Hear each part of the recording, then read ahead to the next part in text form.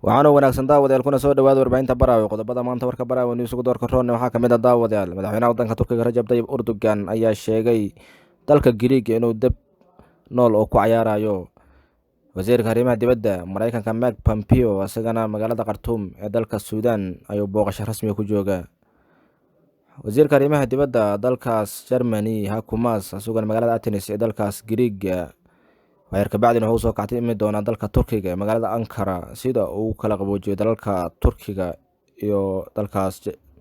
isku haysta badda Mediterranean-ka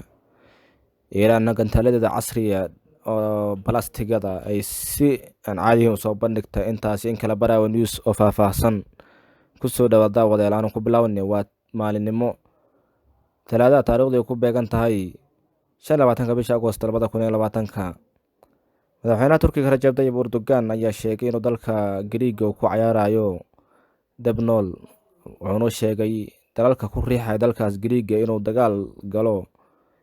inay hadhow uga carari doonaan sida uu sheegay madaxweynaha waddanka Turkiga Rajab Tayyip Erdogan oo ka qudbeynaya magaalada Ankara ee dalka Turkiga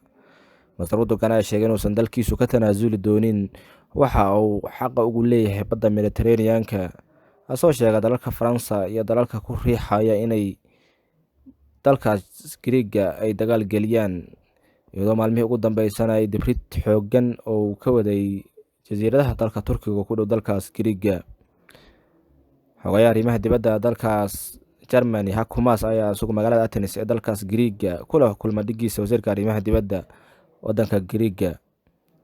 iyagoo ka wada hadla xaaladda badda Mediterranean-ka isku haystaan dalalka Turkiga iyo dalkaas Giriiga soo sheegay inay doonayo dalka Jarmalka inuu dhexdhexaadiyo iyadoo lagu soo waramayo saacadaha soo socda inuu dalka Turkiga soo duuli doono wasiirka arrimaha dibadda dalka Germany Hakumas oo halkaas kula kulmi doono wasiirka arrimaha dibadda dalka Turkiga Mawlid Jawish Oglo Turkiga iyo Giriiga ayaa maalmaha ugu dambeeyay isku haystay badda Mediterranean-ka iyo dalka Turkiga oo shidaalka ugu badnaa ka hela sida uu sheegayo xogayaha arrimaha dibadda Mareykanka Mike Pompeo asagana dalka Suudaan ayuu booqasho rasmi ku jooga soo dalkaas markii ugu horeysay muddo 30 sano ka badan uu yimid sargaal sare oo diblomaasi oo dalka Mareykanka sanadku markuu 1993 dawladii dalka Mareykanka ay ku dartay dalalka wax qorabooda dalka Suudaan iyadoo hadda lagu soo waramayo inay ka khafiifiso dalkaas una qabatayntii iyo cadaadiskii badnaay ay saartay Mareykanku Suudaan ayaa 1993 Mareykanku u saaray inay martigeliyeen hogaamiyihii ururka Al-Qaacida Osama bin Laden kadibna ay Mareykanku ay u qoonsadeen dalalka sharta amba dalalka wax qarbooda Iran ayaa iyaduna gantaladeeda casriga dhinaca plastigada soo bandhigtay iyadoo ugu magac dartay ninkii la diray Qaasim Suleymani Abu Mahdi al-Muhaddasi iyadoo gantalkaasina lagu soo waramayo